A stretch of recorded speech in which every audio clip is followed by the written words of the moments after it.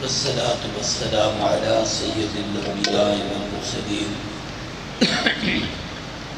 وعلى آله وأصحابه الطيبين الطاهرين. أما بعد فأعوذ بالله من الشيطان الرجيم. بسم الله الرحمن الرحيم. يا أيها الذين آمنوا استعينوا بالصبر والصلاة إن الله مع الصابرين ولا تقولوا لمن يقتل في سبيل الله أموات بل أحياء ولكن لا تشعرون. ولنبلونكم بشيء من الخوف والجوع ونقص من الأموال والأنفس والثمرات وبشر الصابرين الذين إذا أصابتهم مصيبة قالوا إنا لله وإنا إليه راجعون أولئك عليهم صلوات من ربهم ورحمة وأولئك هم المهتدون. صدق اللہ العظیم. محبت کے ساتھ درود شریف پڑھیں. اللہم صلی علی محمد وعلی آل محمد کما صلیت علی ابراہیم وعلی آل ابراہیم انک حمید مجید. اللہم بارک علی محمد وعلی آل محمد کما بارکت علی ابراہیم وعلی آل ابراہیم انک حمید مجید. لائق سب تعظیم و تکریم اکابر علماء اکرام، واجب الاحترام برادران اسلام، قابل قدر بزرگوں، دوستوں، بھائیوں، تلاگنگ کی یہ مرکزی عظیم الشان عیدگاہ میں سالانہ شہدائے کربلا کانفرنس ہر سال کی طرح نہایت ہی اہتمام اور تذکر و احتشام سے انعقاد پذیر ہے. حضرت مولانا عبید الرحمن انور صاحب اور ان کی پوری کابینہ اور ان کی پوری جماعت بزم شیخ الہند اس محنت میں ان کے شریک کار ہوتے ہیں. اللہ نے مولانا کو اپنی ایک صلاحیت دی ہے گفتگو کرنے کی، اور پھر وہ بھی آپ کی زبان میں اتنی خوبصورت، اتنی جچی تلی وزنی کہ میں سمجھتا ہوں کہ باہر سے کوئی آدمی بھی آئے وہ کم از کم آپ کے اپنے خطیب کا مقابلہ نہیں کر سکتا. میں نے حضرت کا ایک خطبہ جمعہ جو 21 رمضان المبارک کو سیرت علی المرتضیٰ پر انہوں نے یہاں بیان کیا تھا، وہ کہیں فیس بک پر میں نے سنا لائیو. آپ یقین جانیے خوشامد سے ہٹ کر بحیثیت ایک مسلمان ہونے کے، خاندان نبوت کے ساتھ عقیدت ہونے کے، اہل بیت کی محبت ہونے کے، حضرت علی کی تعظیم و تکریم و توقیر و احترام ہونے کے، میں نے علاقے کے کئی علماء کو جمع کر کے وہ خطبہ ان کو سنوایا کہ ہمیں حضرت علی کے فضائل اس طریقے سے بیان کرنے چاہیے. عادت بن گئی ہے کہ جب ہم کوئی بات کرتے ہیں تو حضرت ابوبکر کا تذکرہ خوب کریں گے، عمر کا تذکرہ خوب کریں گے، عثمان کا تذکرہ خوب کریں گے، حضرت علی سے اتنا کہیں گے بڑی محبت ہے، اہل بیت ہیں پیار کرتے ہیں، چوتھا خلیفہ ہیں پیار کرتے ہیں، بڑی عزت ہے، بڑا مقام ہے، اور پھر آگے چل پڑتے ہیں حضرت سیدنا امیر معاویہ، حضرت طلحہ، حضرت زبیر، دیگر صحابہ اکرام. جو محبوب نے علی کے متعلق کہا، جو خلفاء نے جناب علی کے متعلق کہا، جو صحابہ نے علی کے متعلق کہا، جو قرآنی آیات نے علی کے متعلق کہا، اس حوالے سے ہم اہل سنت قیامت کے دن حضرت علی کے مقروض ہیں. میں اس لیے علماء سے درخواست کرتا ہوں کہ اہل بیت کی سیرت کو پڑھا اور اس کو ہم سمجھیں، جیسے ہم صحابہ اہل بیت کی عظمت پر قربانیاں بھی دیتے ہیں، جذبے کا اظہار بھی کرتے ہیں، اور یہ ہمارے ایمان کا حصہ ہے. پوری کائنات کے غوث کتب ابدال جمع ہو جائیں، اکیلا بلال مسجد نبوی میں اذان دیتے ہوئے اشہدو ان محمد رسول اللہ کہتے ہوئے آنکھ کھول کر جو حضور کے چہرے پہ ڈالتا تھا، کروڑوں عبد القادر جیلانی، لاکھوں جنید بغدادی، ہزاروں بایزید بستامی، اربوں مجدد الفسانی جمع ہو جائیں، بلال کی اس نگاہ کا مقابلہ نہیں کر سکتے۔ علی ابن ابی طالب کا تو مقام ہی کچھ اور ہے۔ اس لیے میں آپ سے درخواست کروں گا کہ جیسے آپ جمعہ کے خطبہ پہ آتے ہیں، اور جیسے مولانا نے کہا کہ جمعہ کو میں آپ کو ذکر حسین کا باقی حصہ عرض کروں گا، مجھے پتہ نہیں وہ کیا بیان کریں گے، میں کیا کروں گا، لیکن اگر بات میں تکرار ہو تو اس سے دل میں قرار آتا ہے، اور اگر نئی بات ہو تو یہ آپ کے لیے خدا کا انعام ہوگا۔ تو میں نے بھی اسی موضوع کو سامنے رکھ کے، حضرت نے مجھے کہا تھا کہ 1:30 بجے ختم بھی کرنا ہے، لیکن مجھے سٹیج پر 20 منٹ بٹھایا گیا ہے، تو یہ میرا اخلاقی حق ہے کہ وہ 20 منٹ میں آپ سے وصول کروں۔ اجازت ہوگی نا؟ وہ شمول مرشد کے بیٹھے ہیں آقا پیچھے، اچھا تو توجہ کی، آپ کی توجہ میری طرف رہے گی۔ قرآن مجید کی جس آیت کریمہ کا میں نے سہارا لیا ہے، اس میں اللہ نے شہداء کی عظمت کو بیان کیا ہے۔ انبیاء کی سیرتوں پر اگر غور کیا جائے تو ہر نبی کی زندگی کا مقصد شہادت ہے۔ توجہ کرنا میرے اس جملے پر۔ حالانکہ سب سے اونچا درجہ نبی کا ہے، پھر صدیق کا ہے، پھر شہید کا ہے، پھر صالح اور ولی کا ہے، نبیوں میں پھر سب سے اونچا درجہ حضور کا ہے، اس درجے میں کوئی تقابل نہیں، لیکن جو سب سے اونچے درجے والے ہیں وہ شہادت نیچے درجہ رب سے مانگ رہے ہیں۔ نیچے درجے والا اوپر کا درجہ نہیں مانگتا۔ یوں کہو کہ وزیر اعظم یا وزیر صاحب چاہتے ہیں ہمیں اے سی بنا دو، لیکن نیچے والا نہیں کہتا کہ مجھے وزیر اعظم بنا دو۔ اور اس کی حکمت یہ ہے کہ شہادت میں اعزاز ایسا ہے جو عام چیزوں میں نہیں ملتا۔ انبیاء کی سیرتوں پر آپ غور کریں تو نوح علیہ السلام 6 مہینے طوفان میں رہے، رجب میں طوفان آیا اور 10 محرم کو کشتی کنارے لگی۔ یہ نوح کی نجات کا دن ہے۔ کس تاریخ کو؟ سارے بولو بھائی۔ اگر نوح کی کشتی کنارے نہ لگتی اور وہ کشتی غرق ہو جاتی تو حضرت نوح اور ان کے کلمہ پڑھنے والوں کو درجہ کیا ملتا؟ سارے بولو اونچی آواز سے۔ میں سمجھانا چاہتا ہوں نبیوں کا مقصد شہادت ہے۔ خلیل کو آگ میں ڈالا گیا، ہاتھ پاؤں باندھے گئے، ڈال دیا گیا۔ یہ اس نے کہا یا نار کونی بردم وسلام علی ابراہیم، اس نے نار کو گلزار کیا۔ اگر وہ گلزار نہ کرتا اور خلیل آگ میں جل جاتے تو درجہ کیا ہوتا؟ اونچی آواز سے۔ اسماعیل چھری کے نیچے ہیں، باپ بیٹے کی گردن پر چھری چلا رہا ہے، قربانی دے رہا ہے، آنکھیں بند ہیں، پٹی باندھی ہوئی ہے، تمنا ہے کہ بیٹا قربان ہو جائے، باپ بھی چاہتا ہے قربانی کر دوں، بیٹا چاہتا ہے قربان ہو جاؤں، لیکن اللہ نے کہا قد صدقت الرؤیا، تو نے خواب سچا کر دکھایا۔ اللہ نے دمبے کو ذبح کرا دیا، اسماعیل کو بچا دیا۔ اگر اسماعیل چلے جاتے تو درجہ کیا ہوتا؟ اونچی بات سے سمجھانا چاہتا ہوں کہ نبیوں کا مقصد شہادت تھا۔ ساری عبادت کر کے، نبوت کا مقام حاصل کر کے، معصوم ہو کے، معمور من اللہ ہو کے، مفترض الطاعت ہو کے، عبادت کر کے، خدا کی خلافت سنبھال کر، امت کو ہدایت کا پیغام دے کر بھی مقصد شہادت ہے۔ یونس مچھلی کے پیٹ میں 40 دن رہے، اس نے باہر نکالا۔ اگر نہ نکلتے اور یونس مچھلی کے پیٹ میں اللہ کو پیارے ہو جاتے تو مقام کیا تھا؟ اونچی آواز سے۔ یوسف کنویں میں گئے، یہ اس نے کرم کیا، جبریل کو بھیجا نیچے جا کے سنبھال لو۔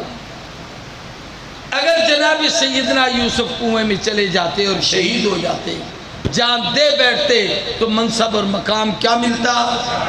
اونچی آواز سے کہیے، ان سب کو یہ درجہ شہادت کا ملتا۔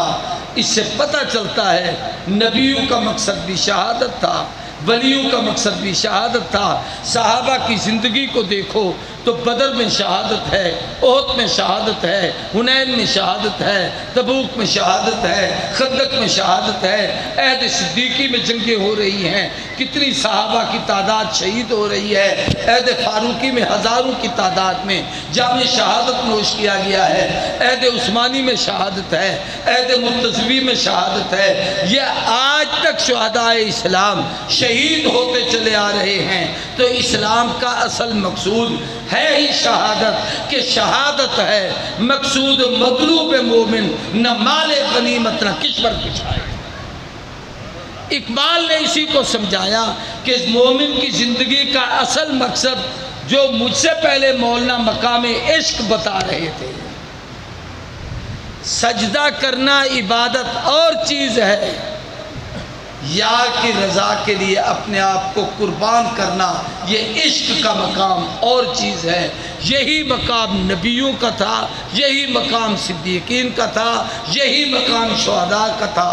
میں اس پر دوسرا لفظ کہہ دوں، عبادت سب کرتے ہیں، جن بھی، انسان بھی، فرشتے بھی، لیکن یہ قربت کا مقام لے کے خلافت کے منصب کو صرف انسان سمجھتا ہے۔ انی جاعل فی الارض خلیفہ، یہ خلافت ان کو ملی ہے جنہوں نے اپنے مالک کو خوش کرنے کے لیے اپنا سب کچھ قربان کر دیا۔ تو شہادت ایک بہت بڑا اعزاز ہے۔ اب آئیے، شہادت کی ایک بڑی تفصیل ہے۔ اسلام کے اندر شہادت کے لیے ایک تو شہید وہ لوگ ہیں حضور کی زندگی میں جن کو شہادت ملی اور اللہ کے نبی نے ان کو شہید کہا، یہ بھی شہید ہے۔ آپ نے اپنی زندگی کے بعد کسی کی شہادت کی پیشین گوئی کی تو یہ بھی شہادت ہے۔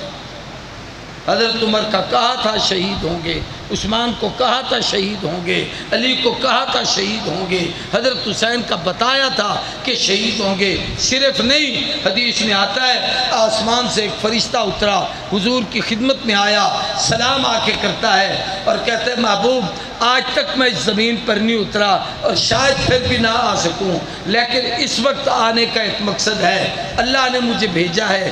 ایک تو آپ کو یہ اطلاع دینی ہے کہ آپ کے یہ دو شہزادے حسن اور حسین جنت کے جوانوں کے سردار ہوں گے، اور دوسرا یہ کہ یہ جو میں نے مٹی لی ہوئی ہے یہ کربلا کی اس دھرتی کی ہے جہاں آپ کی امت کے ظالم لوگ حسین کو شہید کریں گے۔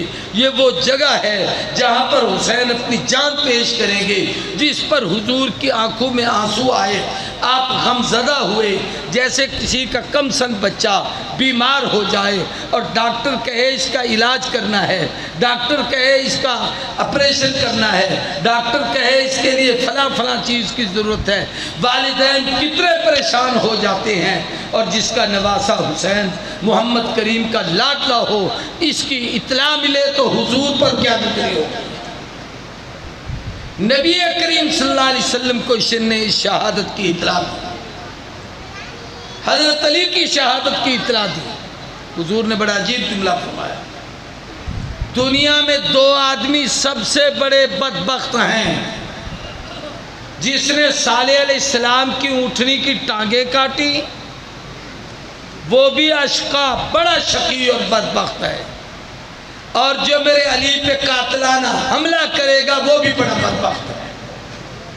اور ایک اور بھی روایت بڑی عجیب ہے، فرمایا دو آدمی سب سے زیادہ کمینے ہیں، جس پر علی کی تلوار چل گئی اور وہ مرا، یہ بھی سیدھا جہنم میں جائے گا، اور جو علی پہ تلوار چلائے گا وہ مر خوش ہو کہ میں بخشا جاؤں گا، خدا اس کو بھی سیدھا جہنم میں بھیجے۔ تو جناب سیدنا حسین رضی اللہ تعالیٰ عنہ کی سیرت کے حوالے سے بہت ساری باتیں ہیں۔ ایک ہے حسین اور رسول اللہ کی محبت۔ مجھ سے پہلے آپ نے علماء سے بڑی باتیں سنی ہوں گی۔ حضور کے نواسے بھی ہیں، جگر گوشہ بطول بھی ہیں، فرزند رسول بھی ہیں، اور فرزند علی بھی ہیں، اور یوں سمجھیے سبط النبی بھی ہیں۔ آپ نے سینے پہ لٹایا بھی ہے، زبان چسائی بھی ہے، ان کی زبان اپنے منہ میں لی بھی ہے، اپنے کندھوں پہ بٹھایا بھی ہے، سر سے سجدہ لمبا کیا ہے، وہ کمر پہ آ کے بیٹھے ہیں۔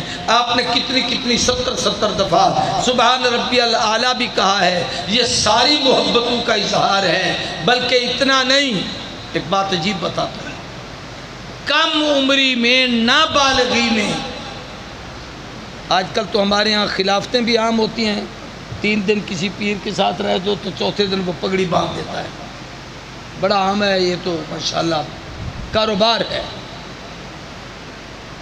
پرانے بزرگوں میں کسی کو بیعت کرنے کے لیے عمریں گزرتی تھی، اس کو جانچتے تھے کہ اس کے اندر طلب کتنی ہے۔ ہمارے موجودہ دور میں ہمارے میاں مسعود احمد صاحب دین پوری کا مزاج یہی ہے۔ عام آدمی کو نہیں، کوئی جائے کہاں سے آیا، وہ کہہ دے میں اسلام آباد سے، اچھا پھر کبھی آنا۔ دیکھتے ہیں کہ دل کتنا ہے، توجہ کتنی ہے، انہماک کتنا ہے۔ کم عمر بچے جن کی عمر 4-5 سال تھی، چھوٹی عمر کے بچوں میں سے ایک بیعت اسلام ہے کہ آدمی کفر سے مسلمان ہو اور وہ مسلمان ہونے کے لیے بیعت کرتا ہے۔ ایک بیعت جہاد ہے کہ کفر کا مقابلہ کرنے کے لیے آدمی بیعت جہاد کرتا ہے۔ ایک بیعت توبہ ہے کہ میں گناہوں سے معافی مانگتا ہوں، میں اس لیے جہاد پہ بیعت کر رہا ہوں۔ حضرت سیدنا حسن، سیدنا حسین، عبداللہ ابن جعفر اور جناب سیدنا عبداللہ ابن زبیر، ان 4 کم سن بچوں کو نبی کریم صلی اللہ علیہ وسلم نے ان کی کم سنی میں بیعت تبرک لی تھی کہ میرے ہاتھ پہ ہاتھ رکھ لو، آنے والے وقت میں یہ کہہ سکو کہ ہم وہ خوش نصیب ہیں کہ ہم نے ان کے ہاتھ پہ بیعت کی۔ میں چھوٹا ہوتا تھا، پڑھتا تھا کتابیں، حضرت میاں عبدالہادی دین پوری ہمارے ہاں تشریف لائے تو کچھ لوگ بیعت ہو رہے تھے، تو میرے نانا جی نے نا مجھے پکڑ کے آگے کر دیا، فرمانے لگے جی میرا ایک ہی نواسا ہے اور یہ مولوی بن رہا ہے، کتابیں پڑھ رہا ہے، اس کو بھی بیعت کر دیں۔ اب نہ ہمیں بیعت کا پتہ تھا نہ بیعت سے ہم واقف تھے۔ حضرت نے بیعت کی، ہاتھ دیا، جو وظیفے بتانے تھے بتائے، سب کو بتانے کے بعد مجھے کہنے لگے پتر تیرا وظیفہ پڑھائیے، تو ابھی پڑھ، جب عالم بن جائے پھر ان چیزوں پہ عمل کرنا۔ یہ ہوتی ہے بیعت تبرک۔ میں اگر آج 1500 سال بعد میاں عبدالہادی کے ہاتھ پہ ہاتھ رکھنے کو اعزاز سمجھتا ہوں، تو جس کے ہاتھ، جس کا ہاتھ نبی کے ہاتھ میں گیا ہوگا اور وہ نبی نے اس کو بیعت کی ہے، حسین ابن علی کے اس اعزاز کا کیا عالم ہوگا۔ اب میں حضرت حسین کی شہادت کے حوالے سے ایک خاص حصہ آپ کے سامنے رکھنا چاہتا ہوں، اس پر آپ توجہ کریں۔ علماء بیٹھے ہیں، میری تقریر میں کمزوری ہے، گلوکاری نہیں، یعنی ترنم نہیں ہے۔ پہلے اشعار بڑے پڑھتا تھا، اب دماغی ختم ہے، شعر یاد نہیں رہتے۔ پڑھنا چاہوں تو خدا دماغ سے نکال دیتا ہے کہ شعر نہ پڑھ، ان کو قرآن حدیث کا بات سنا دیں۔ تو میں کچھ باتیں سمجھانا چاہتا ہوں۔ جن آیات کریمہ کو میں نے پڑھا ہے، ان کا تعلق تو جنگ بدر کے شہداء سے ہے۔ 4 پارے میں آیت ہے وَلَا تَحْسَبَنَّ الَّذِينَ قُتِلُوا فِي سَبِيلِ اللَّهِ أَمْوَاتٌ بَلْ أَحْيَاءٌ عِندَ رَبِّهِمْ يُرْزَقُونَ۔ ان کا تعلق شہدائے احد کے ساتھ ہے، لیکن قرآن کا آیت نزول خاص ہوتا ہے، لیکن حکم قیامت تک کے لیے عام ہوتا ہے۔ یہ علماء بیٹھے ہیں۔ اس آیت میں اللہ تبارک و تعالیٰ نے شہیدوں کی کچھ خوبی بیان کی۔ یا ایھا الذین آمنوا، اے ایمان والو، استعینوا بالصبر والصلاۃ، اللہ سے مدد حاصل کرنے کے طریقے دو ہیں، ایک نماز ہے، ایک صبر ہے۔ کہہ دو، ایک اور دوسرا، ایک نماز اور دوسرا صبر ہے۔ صحابہ کی زندگی میں دیکھیں، جس نے نماز پڑھی صبر کیا۔ اہل بیت کی زندگی میں دیکھیں، جس نے نماز پڑھی صبر کیا۔ اولیاء کی زندگی میں دیکھیں، جنہوں نے نماز کا اہتمام کیا، صبر کیا، اللہ کے ہاں وہ کامیاب و کامران ہیں۔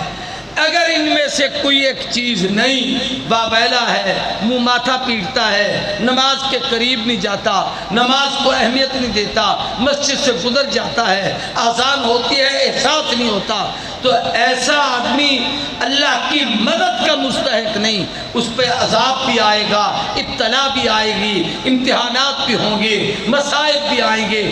اللہ کی مدد اس کو ملے گی جو نماز بھی پڑھے گا، صبر بھی کرے گا۔ آگے فرمایا وَلَا تَقُولُوا لِمَنْ يُقْتَلُ فِي سَبِيلِ اللَّهِ أَمْوَاتٌ، اللہ کے راستے میں جو قتل کیے گئے ان کو مردہ نہ کہو، بل احیاء، یہ زندہ ہیں، اسباب کی دنیا میں شہید ہیں، لیکن ان کو زندہ رب کہہ رہا ہے تو ہماری عقل مانے نہ مانے، ہمارے دماغ میں آئے نہ آئے، ہمیں سمجھ آئے نہ آئے، یہ سب شہید زندہ ہے۔ کہہ دو شہید زندہ ہے، سارے کو شہید زندہ ہے۔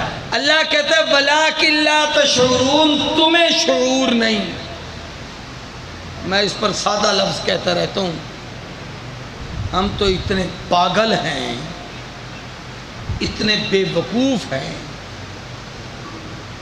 ہمیں تو اتنا شعور نہیں کہ یہ کالے سے سفید کب ہوا، ہمیں تو اتنی عقل نہیں کہ جسم کا میرا ناخون ہے یہ کب بڑھ رہا ہے،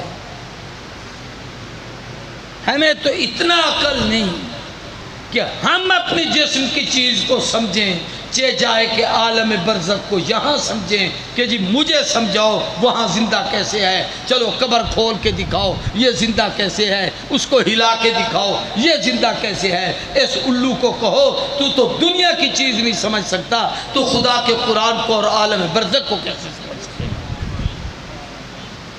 اب آگے قرآن نے 5 امتحان بتائے ہیں، جو چیز میری تقریر ہے وہ یہ ہے وَلَنَبْلُوَنَّكُمْ بِشَيْءٍ مِّنَ الْخَوْفِ، یہ اللہ کے راستے میں جتنے لوگ شہید ہوئے، لیکن بعض شہید ایسے ہیں کہ ان کی شہادت بعد میں ہوتی ہے، امتحان پہلے ہوتا ہے۔ ان میں سب سے پہلا امتحان یہ ہے کہ وَلَنَبْلُوَنَّكُمْ بِشَيْءٍ مِّنَ الْخَوْفِ، اللہ انہیں خوف دے کے آزماتے ہیں۔ کسی چیز کا خوف، پتہ نہیں کیا ہوگا، میرے پیچھے دشمن لگے ہوئے ہیں، حالات میرے خلاف ہو گئے ہیں، دشمن میرے مخالف ہو گئے ہیں، اب یہ خوف اس کو مسلسل چل رہا ہے۔ شہید تب ہوگا جب ہوگا، اس کا وقت آئے گا، لیکن یہ پہلے خوف اس شہادت کی پیش گوئی ہے، اور اس پر بھی اللہ اس کو اجر عطا کرتا ہے۔ دوسرا فرمایا بالجوع، شہادت جب ملے، کبھی اللہ یوں بھی کرتے ہیں کہ پہلے آزماتے ہیں بھوک دے کر کہ یہ اگر چھوٹی سی تکلیف برداشت کر لے تو پھر شہادت کا اعزاز بھی برداشت کر لے گا۔ تیسری تکلیف پر نقص من الاموال، دولت پیسہ مال اس کی کمی ہو جائے، اگر یہ قربان کر سکتا ہے تو جان قربان کرنا آسان ہوگی۔ والانفس، رشتہ دار عزیز اپنی آنکھوں کے سامنے دے سکتا ہے تو پھر خود کو دینا کوئی مشکل نہیں۔ والثمرات، اپنی اولاد دے سکتا ہے تو پھر خود کو بھی پیش کرے گا۔ اب یہ 5 امتحان قرآن نے بیان کیے۔ وَلَنَبْلُوَنَّكُمْ بِشَيْءٍ مِّنَ الْخَوْفِ وَالْجُوعِ وَنَقْصٍ مِّنَ الْأَمْوَالِ بل انفس والثمرات. پھر فرمایا وبشر الصابرین، خوشخبری ہے صبر کرنے والوں کے لیے. الذین اذا اصابتہم مصیبہ، جب ان کو کوئی تکلیف آتی ہے تو وہ یہ کہتے ہیں انا للہ و انا الیہ راجعون. اور جب وہ انا للہ پڑھتے ہیں تو رب کا فیصلہ ہوتا ہے اولئک علیہم صلوات من ربہم ورحمہ. اللہ کی ان پہ صلوات بھی ہو، رحمت بھی ہو، مغفرت بھی ہو، ہدایت پر بھی یہی ہے. اب میں آپ کے سامنے موضوع کا ایک حصہ اسی کے سلسلے میں عرض کرنا چاہتا ہوں. میرا وجدان یہ ہے اہل بیت کی محبت میں کہ قرآن کریم کی آیت حق ہے، لیکن اسلامی تاریخ میں جتنے شہداء آئے ہیں کسی شہید نے بیک وقت یہ 5 امتحان کٹھے دے کر شہید نہیں ہوا. اگر ایسا کسی پہ ہوا ہے تو وہ صرف حسین پہ ہوا. علماء توجہ کریں گے تو شاید ان کی برکت سے میں اپنا یہ مفہوم بیان کر سکتا ہوں. سیدنا عمر شہید ہیں اور حضور کی زبان سے شہید ہیں، لیکن یہ آزمائشیں نہیں ہیں.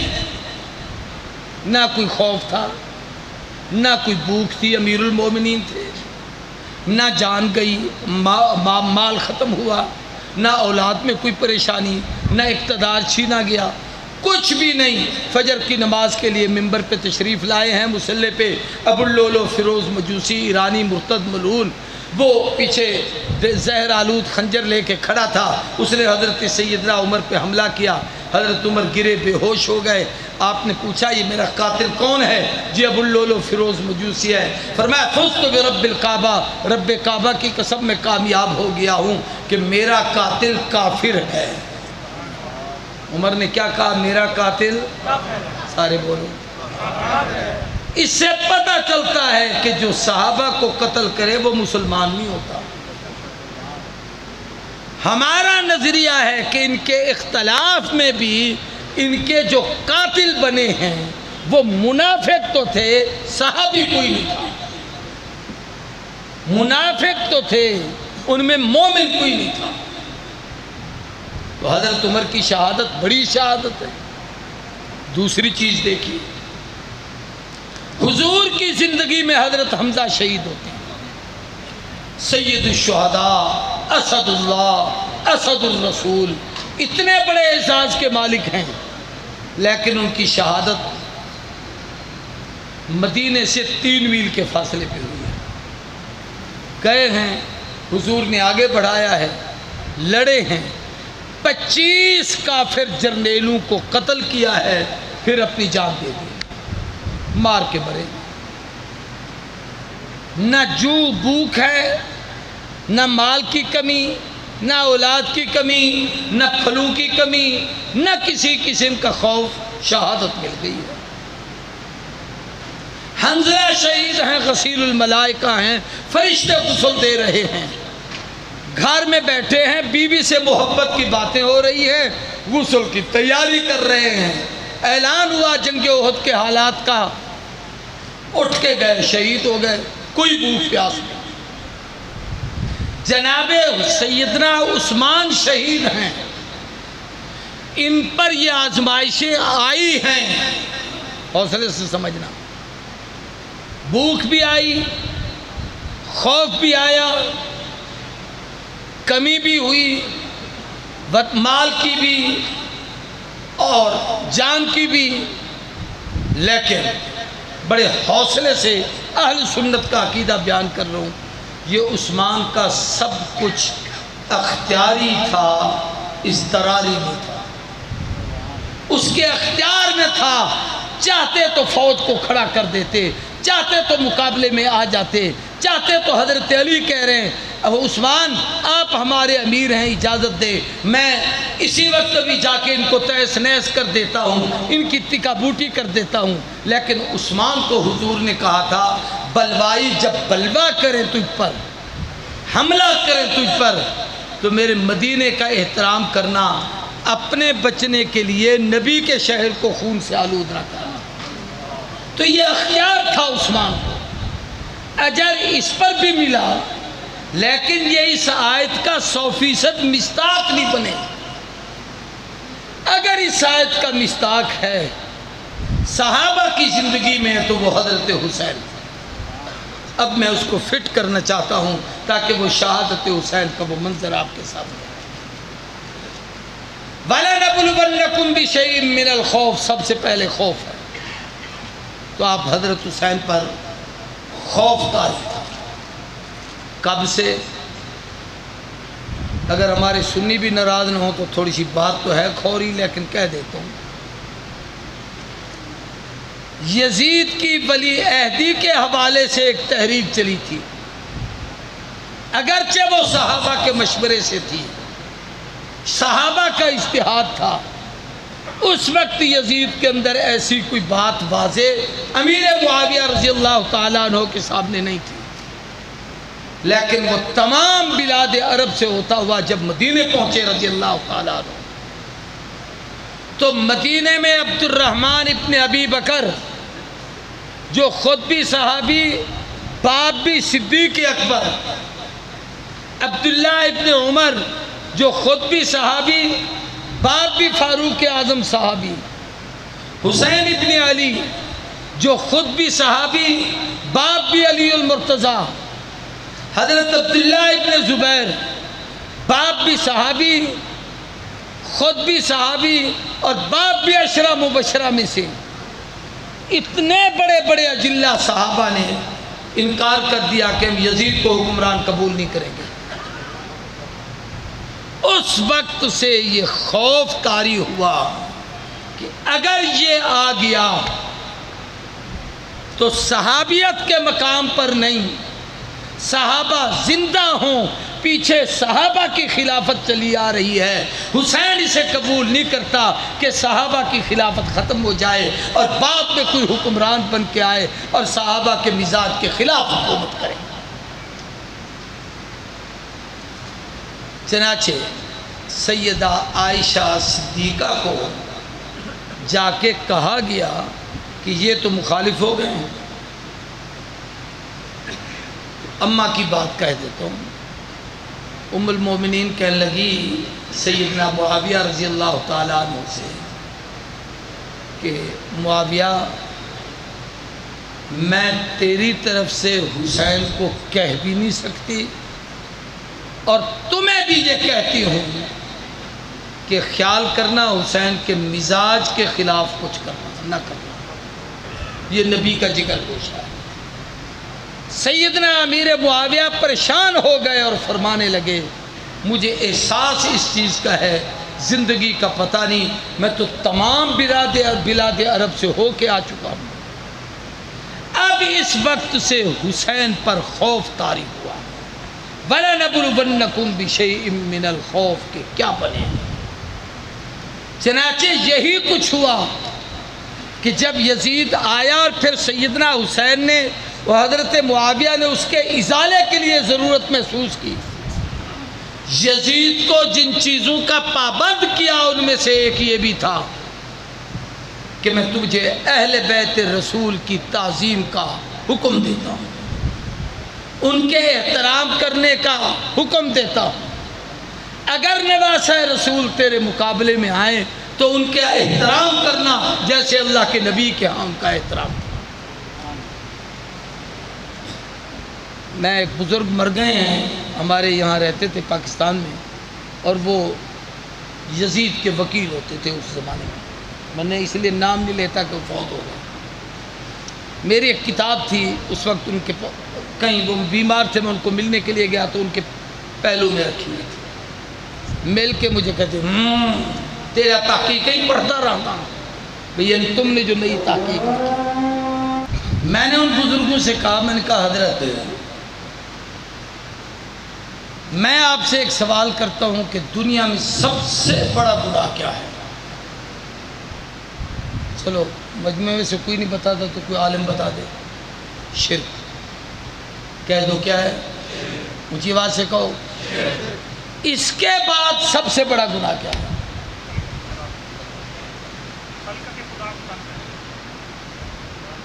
والدین کی نافرمانی، الکبائر الاشراک باللہ وعقوق الوالدین، ماں باپ کی نافرمانی کرنا۔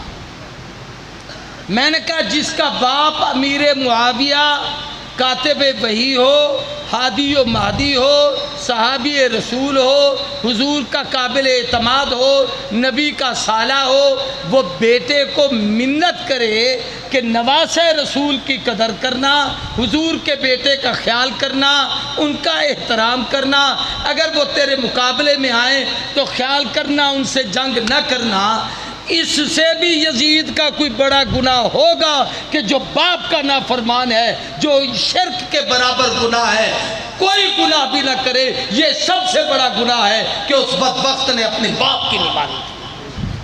میری بات آپ کو سمجھ آ رہی ہے کہ نہیں آ رہی؟ پہلی بات، اس وقت سے حضرت حسین پہ وہ خوف طاری ہوا، مدینے کا گورنر بدلا گیا اسی خوف کے لیے، کوفے کا گورنر بدلا گیا اسی خوف کے لیے، تاکہ حسین کسی وجہ سے تو پریشان ہو۔ وَلَنَبْلُوَنَّكُمْ بِشَيْءٍ مِّنَ الْخَوْفِ وَالْجُوعِ، دوسری چیز بھوک تھی۔ اب آپ اس پر غور کریں، سیدنا عمر کا قول ہم سنتے ہیں کہ فاروق اعظم نے کہا تھا کہ لو مات القلب علی شط الفرات مسعول یوم القیامہ، اگر کنارے دریا کے کنارے پر کتا بھی مر جائے تو قیامت کے دن عمر سے پوچھا جائے گا۔ فرات کے کنارے کتا مرے تو جواب کون دے گا؟ بولو یار، میں یہ پوچھ سکتا ہوں کہ فرات کے کنارے پر نبی کا پورا خاندان ذبح ہوا، پھر قاتل سارے بری و ذمہ ہو جائیں گے، ان سے کوئی نہیں پوچھے گا۔ اور جاہل کیا کہتے ہیں؟ اوے حضرت دریا دا کنارہ سی، ایویں ہاتھ نال مٹی کھٹو تلوں پانی نکل آندا سی، نکل آتا۔ سوال یہ ہے کہ وہ پانی تم بھی پیتے ہو مٹی والا، یا نبی کے خاندان کے لیے رکھا ہے؟ یزید کی وکالت کے لیے تم نے رکھا ہے؟ تم نے کتنا پانی دیا؟ تم نے تو پہلو پانی پر پہرے لگائے ہوئے تھے۔ یہ حسین ابن علی پہ دوسری آزمائش، والجوع، بھوک، پیاس، ونقص من الاموال، مال کی کمی۔ جناب سیدنا حسین مدینہ سے روانہ ہوئے مکے کی طرف، اور عجیب کیفیت تھی کہ رات کا وقت تھا، روضہ اطہر پر جا کر جب آخری درود پڑھا ہے، میں کہہ رہا تھا کہ مجھے اشعار پڑھنے کی عادت نہیں ہے، دور تھا گزر گیا ہے، لیکن ایک شعر اچانک یاد آ گیا، کسی نے کہا کہ حضور کے روضے پہ آخری دفعہ کھڑے ہوتے ہوئے کہا السلام ہے جب امجد، میرا منہ چومنے والے، مجھے دوش محبت پر اٹھا کر گھومنے والے۔ آقا کبھی تو وہ دور تھا آپ میرا منہ چوما کرتے تھے، مجھے کندھے پہ اٹھا پہ چلایا کرتے تھے، لوگوں کو دکھایا کرتے تھے، لوگ دیکھ کے کہتے تھے سواری کیسی، سوار کیسا، محبتوں کا اظہار ہوتا تھا۔ یا آج آپ کے مدینے سے میں نکالا جا رہا ہوں۔ اب جب آدمی کو کسی کو وطن سے بے وطن کیا جائے وہ کتنا سامان لے کے جاتا ہے۔ میں خانپور سے مہمان بن کے آیا ہوں، ہمارا یہ بچہ عزیز سلامت رہے، مولانا کا بیٹا جفا،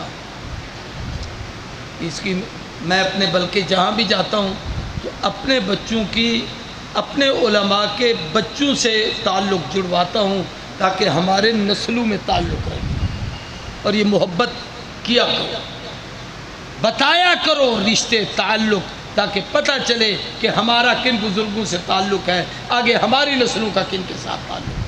ورنہ جو جدید دجالی فتنہ اور میڈیا جو تمہارے پاس ہے، اس کی وجہ سے لوگ کتنے گمراہ ہو جاتے ہیں۔ میں یہاں آیا ہوں، میں 3 جوڑے کپڑے لے کے آیا ہوں، مجھے پتا تھا کل پہنچوں گا، ایک دن ادھر رہوں گا، ایک دن یہاں، کل واپس چلا جاؤں گا۔ تو حضرت حسین مکے آئے، مدینہ چھوڑ کے سامان آ گئے، اب جب مدینے سے آگے چلے تو اگلوں نے ذہن یہ بنایا تھا کہ ہم نے بیعت نہیں کی،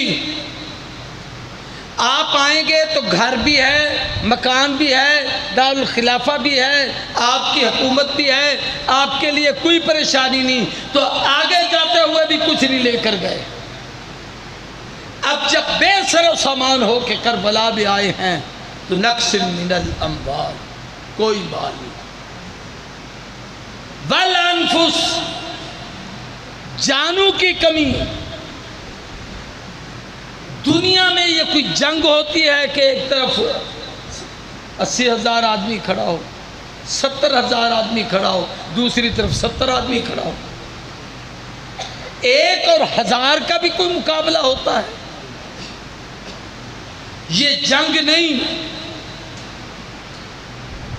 یہ ظلم ہے، یہ قتل ہے، یہ سانحہ ہے، یہ ان پر زیادتی ہے۔ جنگ تب ہوتی ہے جب آدمی مقابلے میں آدمی کھڑا ہوتا ہے اور آتا ہے۔ تو والانفس، حضرت حسین کے سامنے وہ ساری جانیں گئی، اور کتنی گئی ہیں؟ مولانا مجھ سے پہلے بتا رہے تھے 20 کی تعداد، میں کل پرسوں 23 یا 25 پڑھ رہا تھا، جتنی بھی تھی اس میں حضرت علی کے بیٹے بھی تھے، ایک کا نام ابو بکر تھا، ایک کا نام عمر تھا، ایک کا نام عثمان تھا، حضرت حسن کے بیٹے بھی تھے، حضرت حسین کے بیٹے بھی تھے، حضرت سیدنا جعفر طیار کے بیٹے بھی تھے، حضرت عقیل کے بیٹے بھی تھے، مسلم بن عقیل کے بھائی بھی تھے، ان کے بھتیجے بھی تھے۔ یہ سارا قافلہ اہل بیت رسول کا تھا، اور ان کے آبان و انصار جو 70-72 کی تعداد ہے، 80,000 یا 70,000 کے مقابلے میں 70 آدمی کھڑا ہے، اور کہتے جی جنگ ہوئی تھی۔ جنگ نہیں، یہ وہ ظلم ہوا ہے کہ جس کی مثال انسانی تاریخ میں نہیں ہے۔ والانفس، جان کو، والثمرات، پھل بھی دے دیے۔ یہاں ایک قرآن مجید کی عبارت پر ایک سطحی سوچ والوں کا سوال ہے، جب پھل چلے گئے پھر جان چلی گئی تو کیا فائدہ؟ باغ ہی نہیں بچا، رہا ہی کچھ نہیں۔ تو یہاں ثمرات سے مراد آپ کے باغات نہیں کہ آپ کی فصلیں برباد ہو گئی، حضرت حسین کی کوئی فصل بیجی ہوئی تھی یزید نے آگ لگوا دی، یہ نہیں ہے۔ سب سے بہتر ثمر اولاد ہے۔ مولانا کہ بچہ عالم ہے، فاضل ہے، نیک صالح ہے، ہر جگہ خوشی سے کہہ سکتے ہیں میری زندگی کا سب سے بہتر پھل یہی، میری زندگی کی سب سے اچھی پونجی یہی ہے، میری زندگی کا نچوڑ یہی ہے۔ حسین کی اپنی پونجی کیا تھی؟ خود نبی کی پونجی ہے۔ اپنی پونجی کیا تھی؟ وہی شہزادے تھے جو کربل میں تڑپ رہے تھے، اور ان میں سے جب جناب سیدنا علی اکبر کی شہادت ہوئی ہے، کتابوں میں ہے کہ ان کا لاشا پڑا ہوا تھا۔ کوفیوں میں سے ایک آدمی نے آگے بڑھ کر کہا حسین اوروں کے بچے اٹھائے تھے، اپنا اٹھاؤ گے تو پتہ چلے گا۔ کسی کو اٹھانا آسان ہے، پر اپنا بچہ تڑپتا ہوا ہو اور جاکنی کا عالم ہو۔ حضور کی گود میں ابراہیم 18 مہینے کا بچہ تھا، حضور کی آنکھوں سے آنسو نہیں تھمتے تھے۔ علماء بیٹھے ہیں پوچھیں، آقا فرما رہے تھے کہ میرے پیارے بیٹے قلبی محزون بفراقک یا ابراہیم، کیا جا رہا ہے؟ تیری جدائی پہ میرا دل غمناک ہو چکا۔ اور یہاں وہ 18 سال کا نوجوان میدان جہاد میں لڑتے ہوئے اپنی جان جان آفری کے حوالے کرتا ہے۔ اس شہزادے کو اٹھاتے ہیں، اور جب اٹھایا تو سیدھا آسمان کی طرف دیکھا، شاید اس سے کوئی بات کر رہے تھے کہ مالک دیکھ، یہی کچھ چاہتا ہے نا، وَلَنَبْلُوَنَّكُمْ بِشَيْءٍ مِنَ الْخَوْفِ وَالْجُوعِ وَنَقْصٍ مِنَ الْأَمْوَالِ وَالْأَنفُسِ وَالثَّمَرَاتِ۔ تو پھر میں اس کو بھی اٹھا رہا، جگر گوشہ کے لاشا پر پدر تفتہ جگر پہنچا، بدل کر یام لب خنداں رضا کا تاج ور پہنچا، اٹھا کر لاش اے دلبر بسوئے آسماں دیکھا، کہا مولا نہیں شکوا رضینا با رضا اللہ، بھلا میں کون ہوتا ہوں کہ پوچھوں کیا کیا تو نے، میرا کب ہے میرا کب تھا، لیا تو نے دیا تو نے، یہی ہے گر رضا تیری تو پھر میری رضا کیا ہے، محمد کے گھرانے میں اطاعت کے سوا کیا ہے، تمنا ہے فقط اتنی کہ تیرا نام رہ جائے، تیرے محبوب کا لایا ہوا اسلام رہ جائے۔ اب یہ سب دے کے اب اندر جا کے اپنی بیویوں کو، اپنی بیٹیوں کو، اپنی بہنوں کو خطبہ دیا ہے۔ سارا خطبہ نہیں بیان کرتا، اس کی ایک حدیث عرض کرتا ہے۔ بخاری میں 2 روایتیں موجود ہیں جو حضرت حسین نے ان کو سنائی کہ میں نے اپنے نانے محمد کریم سے سنا تھا کہ جب مسلمان پر آزمائش آئے وہ صبر کرے۔ لیس منا من ضرب الخدود وشق الجیوب ودعا بدعوی الجاہلیہ، جو منہ ماتھا پیٹے، گریبان پھاڑے، جاہلوں کی طرح پکارے، اس کا میری امت سے کوئی تعلق، اس کا میری امت سے بولو یار، آپ پیٹ نہیں رہے، آپ گریبان پھاڑ نہیں رہے، آپ بیویلا کر نہیں رہے، آپ ذکر حسین سن رہے ہیں، ذکر اہل بیت سن رہے ہیں، ذکر سیدہ فاطمہ سن رہے ہیں، ذکر علی المرتضیٰ سن رہے ہیں، ذکر حسن سن رہے ہیں، ذکر نبی سن رہے ہیں، لیکن جو واہ ویلا کریں فرمایا میری امت سے خارج۔ دوسری روایت، انا بریون، میرا اس آدمی کے ساتھ کوئی تعلق نہیں، میں اس سے بری ہوں۔ ممن حلقہ، جو کسی سوگ میں سر منڈوائے۔ اب کئی لوگ بیچارے ننگے سر منڈوا کے پھر یوں کرتے ہیں تاکہ پتہ لگے کہ ایسا سچے عاشق۔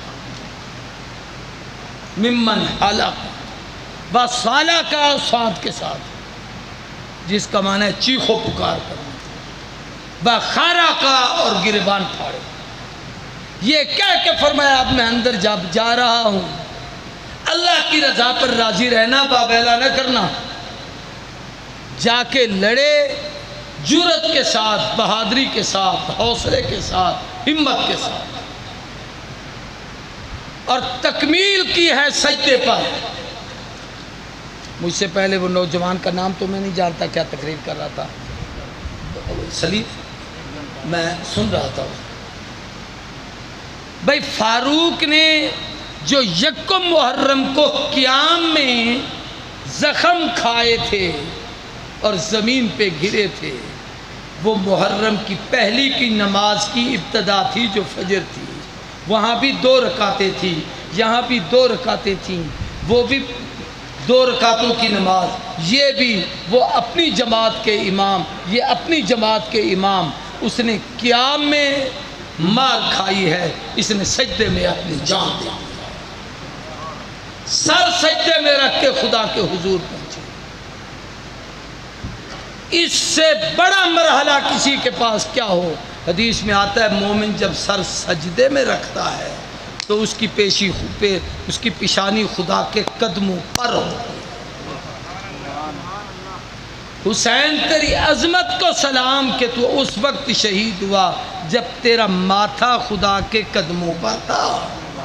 اگلی بات بھی سنو، اور شہادت کا وہ دن تھا جو آدم کی توبہ کا دن تھا، حسین کی شہادت کا دن تھا، نوح کی نجات کا دن تھا، حسین کی شہادت کا دن تھا، ابراہیم کے ناو پہ گلزار ہونے کا دن تھا، حسین کی شہادت کا دن تھا، یوسف کی اور یعقوب کی ملاقات کا دن تھا، حسین کی رب سے ملاقات کا دن تھا، حضرت سلیمان کے تخت خلافت پہ بیٹھنے کا دن تھا، حسین کا تخت شہادت پہ آنے کا دن تھا، وہ عیسیٰ علیہ السلام کی پیدائش کا دن تھا، حسین کی رب کی قربت کا دن تھا۔ جو دن رب نے نبیوں کے لیے چنا ہے وہ حسین کے لیے چنا ہے۔ پھر علماء نے لکھا ہے شہادت کی 2 قسمیں ہیں، ایک ہے مظلومانہ شہادت، اچانک آدمی بیٹھا تھا، حملہ ہوا، شہید ہو گیا، یہ مظلومانہ شہادت۔ ایک ہے مجاہدانہ شہادت کے مقابلے میں کوئی کھڑا ہو۔ حسین اکیلے شہید ہیں جو دوہری شہادتوں کے مالک ہیں۔ بلایا گیا تو مظلوم ہیں، اور جب غداری کی ہے اور آمنا سامنا ہوا ہے تو پھر کہا میں مظلوم ایسے نہیں کہ اپنے آپ کو تمہارے حوالے کر دوں، پھر میں مجاہد بن کے شہید ہونا چاہتا ہوں کہ اپنی جان دوں گا، جان آفری کے حوالے کروں گا، لیکن تمہارے ساتھ مقابلہ کر کے جاؤں گا۔ یہ حضرت حسین ابن علی کی وہ شہادت۔ اب میں بات کو سمیٹتا ہوں۔ میں کل ایک کتاب پڑھ رہا تھا، تفسیر دیکھ رہا تھا۔ علماء مجھے معاف کر دیں اگر اس میں ان کے مزاج کے خلاف کوئی بات ہو تو، چونکہ میں واعظ ہوں تو جو باتیں دماغ کو لگتی ہیں وہ ہم بیان کر دیتے ہیں۔ اسماعیل کی گردن پہ چھری پھری، گردن کٹی نہیں، امتحان بڑا تھا کہ خواب دکھایا گیا، باپ بیٹا تیار ہو گئے قربانی کے لیے، لیکن گردن نہیں کٹی، اس کی جگہ کون کٹا؟ سارے لوگ زور سے بولو۔ اس دمبے کو خدا نے کہا وَفَدَيْنَاهُ بِذِبْحٍ عَظِيمٍ، ہم نے اسماعیل کی جگہ ذبح عظیم دیا ہے، یعنی بڑی قربانی دی ہے۔ ایمانداری سے بتاؤ اس دمبے کا اسماعیل سے کوئی جوڑ بھی ہے؟ وہ نبی بھی ہے، نبی کا بیٹا بھی ہے، قربان ہونے کے لیے تیار بھی ہے، باپ کو ترغیبیں بھی دے رہا ہے، میرے ہاتھ پاؤں باندھ دو، اپنی آنکھوں پہ پٹی باندھو، چھری کو یوں تیز کرو، مجھے یوں پیش کرو، اور اس کی جگہ نیچے دمبا ہو گیا، فدینا ہو ذبح عظیم ہو جائے۔ ذبح عظیم ہے کیا کہ اس کی جگہ پر بڑی قربانی کون سی آئی؟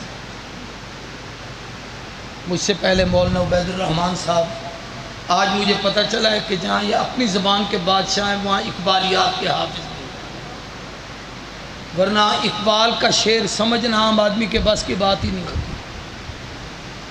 اقبال نے کہا تھا غریب و سادہ و رنگین ہے داستان حرم،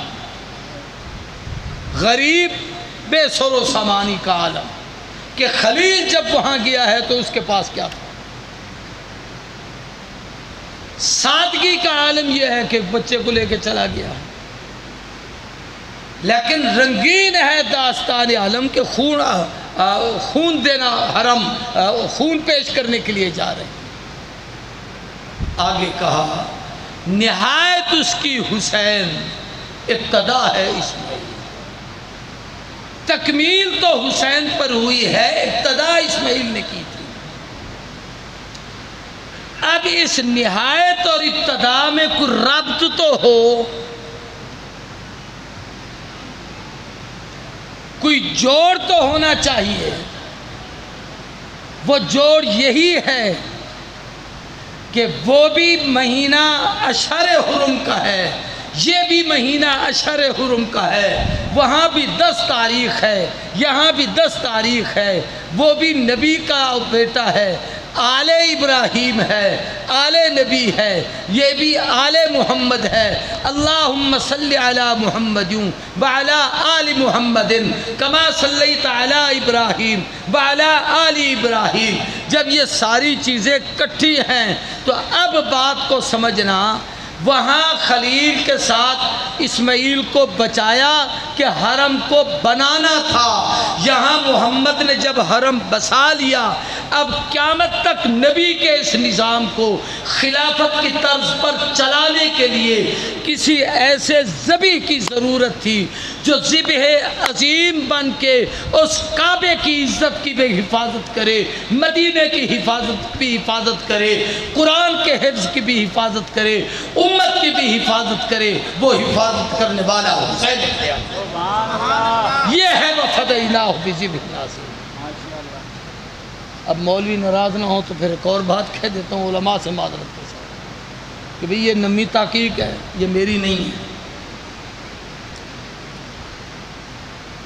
شاہ عبد العزیز محدث دہلوی رحمہ اللہ، جو ہم علماء کے نزدیک مرجع کی حیثیت رکھتے ہیں، ہم جب کوئی حدیث پڑھتے ہیں، کوئی عبارت پڑھتے ہیں، یہ علماء فارغ التحصیل جب ہوتے ہیں، اپنی سند پڑھتے ہیں تو ہم اپنی سند میں بتاتے ہیں کہ میں نے علامہ کشمیری سے حدیث پڑھی، قاری طیب سے حدیث پڑھی، انہوں نے انور شاہ سے حدیث پڑھی، انہوں نے شیخ الہند سے حدیث پڑھی، انہوں نے جناب نانوتوی گنگوہی سے حدیث پڑھی، انہوں نے شاہ عبد الغنی مجددی سے پڑھی، انہوں نے جناب شاہ اسحاق سے پڑھی، انہوں نے جناب کیا نام عبدالعزیز محدث دہلوی سے پڑھی، شاہ عبدالعزیز نے شاہ ولی اللہ سے پڑھی، پھر عرب کی طرف جاتی ہے، دیوبندی مولوی ہو، بریلوی مولوی ہو، اہل حدیث مولوی ہو، مولوی نہیں بنتا جب تک شاہ اسحاق کی اس روایت کو نہ پیش کرے۔ شاہ اسحاق نے حضرت حسین کی شہادت پر کتاب لکھی ہے سر الشہادت ہے،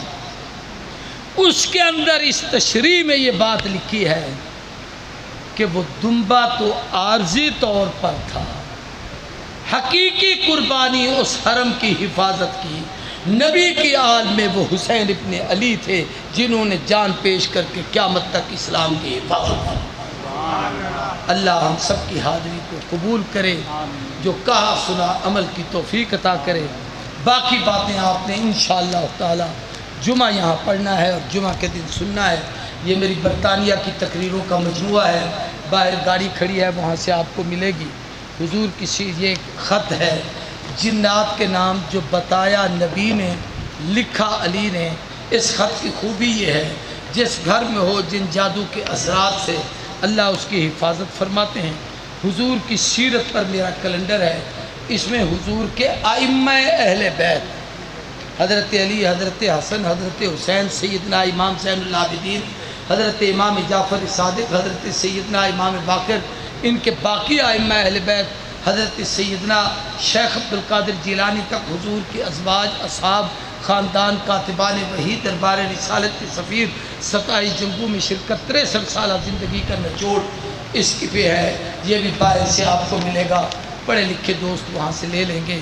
سب دوست ایک دفعہ الحمد 3 دفعہ سورۃ اخلاص پڑھ کے تمام شہدائے اسلام، شہدائے کربلا، شہدائے ختم نبوت، شہدائے ناموس رسالت، اور جن لوگوں نے جب سے اس اجتماع کو شروع کیا اور آج تک یہ اجتماع ہوتا چلا آ رہا ہے، ان کی ارواح مقدسہ کو اس محفل سے ثواب پہنچے۔